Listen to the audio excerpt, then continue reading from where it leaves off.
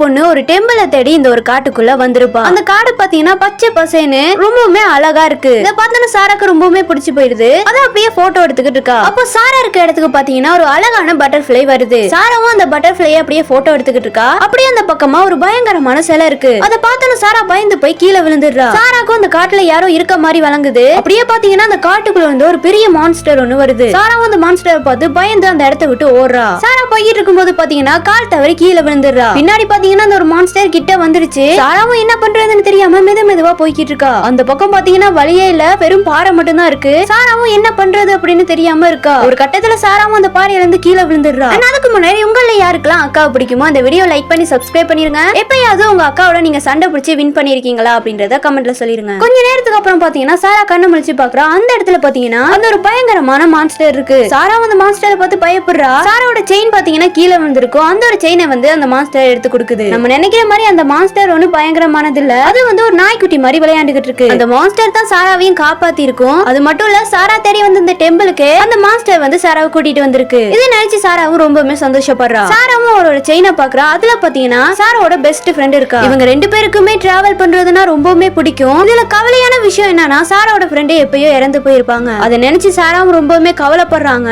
இப்படியே இந்த ஒரு ஷார்ட் பிலிமை முடிக்கிறாங்க. இந்த ஷார்ட் பிலிமை பத்தி நீங்க என்ன நினைக்கிறீங்கன்றத கமெண்ட்ல சொல்லிருங்க. மறக்காம சப்ஸ்கிரைப் பண்ணிருங்க. மீண்டும் அடுத்த வீடியோல சந்திக்கலாம்.